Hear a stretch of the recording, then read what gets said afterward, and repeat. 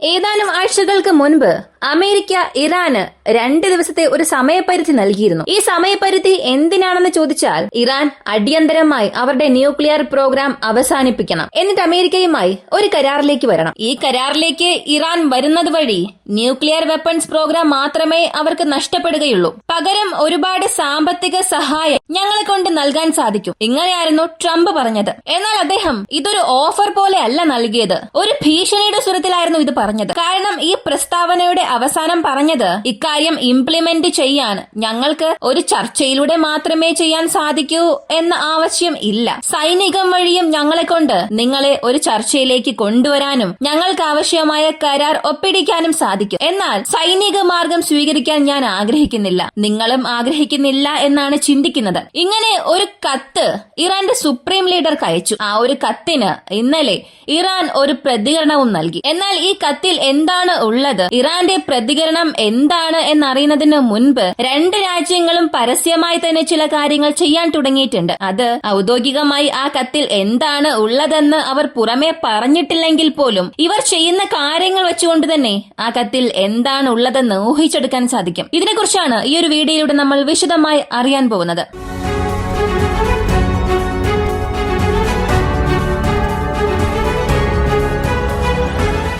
ആദ്യത്തെ കാര്യം, അമേരിക്ക പറയുന്നത് ചർച്ചയിലൂടെ ഈ ന്യൂക്ലിയർ പ്രോഗ്രാം ഒരു അവസാനത്തിലേക്ക് കൊണ്ടുവരണം, ഇല്ലെങ്കിൽ സൈന്യത്തെ വെച്ച് ഞങ്ങൾക്ക് പ്രതികരിക്കേണ്ടി വരും എന്ന് പറഞ്ഞു. അത് സംബന്ധിച്ചിപ്പോ അമേരിക്ക ചെയ്തിരിക്കുന്നത് ഇന്ത്യൻ മഹാസമുദ്രത്തിലുള്ള ഒരു ബ്രിട്ടീഷ് പ്രദേശം, ആ ഒരു പ്രദേശത്ത് അമേരിക്കയുടെ 5 മുതൽ 7 B2 സ്പിരിറ്റ് ബോംബേഴ്സ് കൊണ്ടുവന്ന് നിർത്തി. ഇത് വളരെ പ്രധാനപ്പെട്ട ഒരു കാര്യമാണ്. കാരണം ഈ ഒരു പ്രത്യേക ദ്വീപിൽ നിന്നും മിഡിൽ ഈസ്റ്റിലേക്ക് പോവുക ഒരല്പം എളുപ്പമായ കാര്യമാണ്. അതുകൊണ്ട് അവരുടെ യുദ്ധവിമാനങ്ങളെയെല്ലാം കൊണ്ടുവന്ന് ഈ ദ്വീപിൽ വെച്ചു. കൂടാതെ ഇതിനെക്കുറിച്ച് US-ലുള്ള ഒരുപാട് ഉദ്യോഗസ്ഥർ പറയുന്നത് ഇത് പ്രത്യേകം കാണേണ്ട ഒരു ഇവന്റ് അല്ല. ഈ B2 സ്പിരിറ്റ് ബോംബേഴ്സ് യാതൊരു ബന്ധവും ഇല്ലാതെ ഈ പകുതി ലോകവും കഴിഞ്ഞ് അത് ഇന്ത്യൻ ഓഷ്യനിൽ എവിടെയോ ഉള്ള ഒരു എയർ സ്പേസിൽ വരുന്നുവെന്നുണ്ടെങ്കിൽ അത് പൂർണ്ണമായും മിഡിൽ ഈസ്റ്റിനെ നോക്കിയാണുള്ളത്. മിഡിൽ ഈസ്റ്റിലുള്ള ടാർഗറ്റ്സിനെ ആക്രമിക്കാൻ വേണ്ടിയാണ് B2വിനെ അവിടെ നിർത്തിയത്. കൂടാതെ ട്രംപ് ഇറാന്റെ സുപ്രീം ലീഡർക്ക് നൽകിയ മുന്നറിയിപ്പും ഇതും കണക്ട് ചെയ്ത് നോക്കാം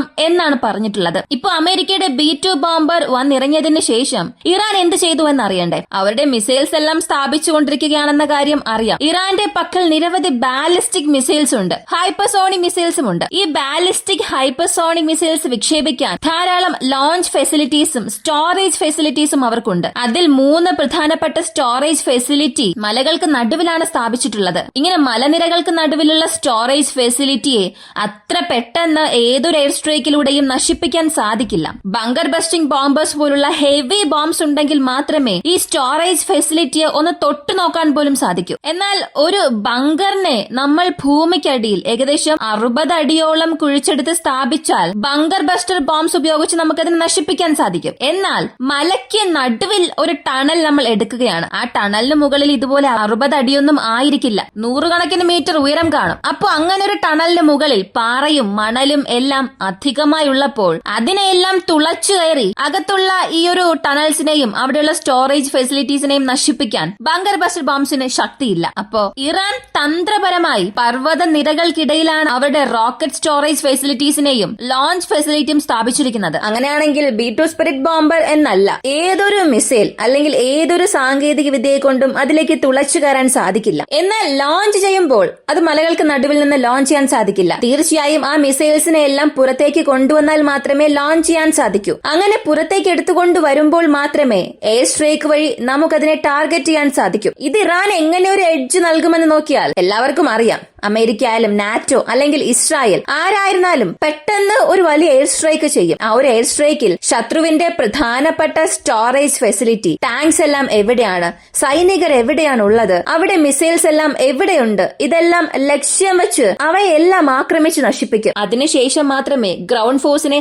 അകത്തേക്ക് കടത്തുകയുള്ളൂ. ചില സമയങ്ങളിൽ ഗ്രൗണ്ട് ഫോഴ്സിനെ പോലും അകത്തേക്ക് കൊണ്ടുപോകില്ല, വെറും എയർ സ്ട്രൈക്കിലൂടെ എല്ലാം നശിപ്പിക്കും. ഈ സമയത്ത് ഇറാനിൽ ഒരു വലിയ എയർ സ്ട്രൈക്ക് അമേരിക്ക പദ്ധതി ഇടുകയാണെങ്കിൽ ആ എയർ സ്ട്രൈക്ക് വഴി അവർ ആദ്യം ലക്ഷ്യമിടുന്ന സ്ഥലം തന്നെ ഇറാന്റെ ബാലിസ്റ്റിക് മിസൈൽസ് സ്റ്റോർ ചെയ്ത് വെച്ചിരിക്കുന്ന ഫെസിലിറ്റീസിനെ ആയിരിക്കും. കാരണം ഇറാന്റെ ഒരു വലിയ ശക്തി തന്നെ അവരുടെ ബാലിസ്റ്റിക് മിസൈൽസ് ആണ്. എന്നാൽ ആ ഒരു ഫെസിലിറ്റി എല്ലാം മലകൾക്കുള്ളിലാണുള്ളത്. മലകൾക്കടിയിൽ ടണൽ എടുത്ത് അവിടെയാണ് സൂക്ഷിച്ചിരിക്കുന്നത്. അതുകൊണ്ട് അതിനെ ഒന്നും തൊടാൻ പോലും സാധിക്കില്ല. അങ്ങനെ ഉള്ളപ്പോൾ അവർക്കുള്ളത് ഒരേ ഒരു വഴിയാണ്. അത് പെട്ടെന്ന് തന്നെ ട്രാക്ക് ചെയ്തുകൊണ്ടേയിരിക്കണം. എപ്പോഴാണോ മിസൈൽസ് പുറത്തേക്ക് വരുന്നത് അപ്പോൾ മാത്രമേ ആക്രമിക്കാൻ സാധിക്കൂ. അതും ഒരു ബുദ്ധിമുട്ടുള്ള ജോലിയാണ്. ഇറാനിയൻസ് ഈ ഒരു പ്രത്യേക ടണൽ ഫെസിലിറ്റീസിനെ ശരിയായി പ്രയോജനപ്പെടുത്തിയാൽ അമേരിക്കക്കെതിരെ, ഇസ്രായേൽക്കെതിരെ ഒരു ആക്രമണം അവരെ കൊണ്ട് ചെയ്യാൻ സാധിക്കും. ഒരു അറ്റാക്ക് ഇനിഷ്യേറ്റ് ചെയ്യാൻ സാധിക്കും. അറ്റാക്ക് എങ്ങനെ ലാൻഡ് ആകും എന്നൊരിക്കലും പറയാൻ സാധിക്കില്ല. കാരണം ലാൻഡ് ആകുന്നതിന് മുൻപ് തന്നെ അതിലെ ഒരുപാട് മിസൈൽസിനെ ഇന്റർസെപ്റ്റ് ചെയ്യും. ലാൻഡ് ആകുന്നതിന് മുൻപ് ഒരു മിലിറ്ററി സ്ട്രൈക്ക് ഇവരെ കൊണ്ട് തീർച്ചയായും നൽകാൻ സാധിക്കും. കൂടാതെ ഇറാൻ പറഞ്ഞ മറ്റൊരു കാര്യം,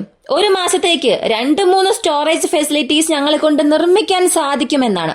അങ്ങനെയാണെങ്കിൽ നമുക്കിപ്പോ അറിയാവുന്നത് ഇങ്ങനെയുള്ള 3 സ്റ്റോറേജ് ഫെസിലിറ്റീസ് അല്ലെങ്കിൽ കൂടുതലായുള്ള സ്റ്റോറേജ് ഫെസിലിറ്റീസിനെ ട്രാക്ക് ചെയ്തുകൊണ്ടിരുന്നാൽ അതിനെ എങ്ങനെയെങ്കിലും തകർക്കാൻ കഴിയുമെന്ന് അമേരിക്ക, ഇസ്രായേൽ വിശ്വസിക്കുന്നു. പക്ഷെ ഇറാൻ സീക്രട്ടായി ഒരുപാട് ഫെസിലിറ്റീസ് ഇതുപോലെ നിർമ്മിച്ചുകൊണ്ടിരിക്കുന്നു. അവിടെ മിസൈൽ സ്റ്റോക്ക് പൈൽസ് എല്ലാം പ്രത്യേകം വയ്ക്കുകയാണെങ്കിൽ എല്ലാ ടാർഗറ്റ്സിനെയും ഒരേ സമയം ട്രാക്ക് ചെയ്യാൻ സാധിക്കില്ല. ചില ടാർഗറ്റ്സ് ഒക്കെ അൺടച്ച്ഡ് ആയിരിക്കും. അവിടെയുള്ള മിസൈൽസിനെ എല്ലാം എളുപ്പത്തിൽ ഇറാനെ കൊണ്ട് ലോഞ്ച് ചെയ്യാനും സാധിക്കും. അപ്പോ അവർക്കുള്ള ടൂൾ എന്താണെന്ന് നോക്കിയാൽ അവരുടെ ബാലിസ്റ്റിക് മിസൈൽസ്, അവരുടെ ജിയോഗ്രാഫിക്, അത് ശരിയായി ഉപയോഗിച്ച് സ്റ്റോറേജ് ഫെസിലിറ്റീസ് എല്ലാം നിർമ്മിക്കുക എന്നുള്ളതാണ്. കൂടാതെ മറ്റൊരു കാര്യം, ഇറാന്റെ പക്കൽ ഒരുപാട് കാർഗോ ഷിപ്സ്, ഇത് ശ്രദ്ധിക്കേണ്ട ഒരു കാര്യമാണ്. ഈ കാർഗോ ഷിപ്സ് എല്ലാം അവർ മോഡിഫൈയും ചെയ്തിട്ടുണ്ട്. എയർക്രാഫ്റ്റ് കാരിയർ എന്നതിനപ്പുറം ഈ കാർഗോ ഷിപ്പിൽ നിന്ന് ബാലിസ്റ്റിക് മിസൈൽസിനെ ലോഞ്ച് ചെയ്യുന്നത് പോലുള്ള മോഡിഫിക്കേഷൻസും ഇറാൻ ചെയ്തിട്ടുണ്ട്. ഇതെന്തിനാണെന്ന് ചോദിച്ചാൽ അമേരിക്കയുടെ എയർക്രാഫ്റ്റ് കാരിയർ ബാറ്റിൽ ഗ്രൂപ്പിനെ കൗണ്ടർ ചെയ്യാൻ വേണ്ടിയാണ്. ഒരു കാര്യം നമുക്കിവിടെ സമ്മതിച്ചേ മതിയാവുകയുള്ളൂ. ഇറാൻ എത്ര തന്നെ കാർഗോ ഷിപ്പ് മോഡിഫൈ ചെയ്ത് അതിൽ നിന്ന് ബാലിസ്റ്റിക് മിസൈൽസ് ലോഞ്ച് ചെയ്യണമെന്നൊക്കെ തീരുമാനിച്ചാലും അതിനെ ഒരു മോഡേൺ വാർഷിപ്പുമായി ഒരിക്കലും കമ്പയർ ചെയ്യാനേ സാധിക്കില്ല. കാരണം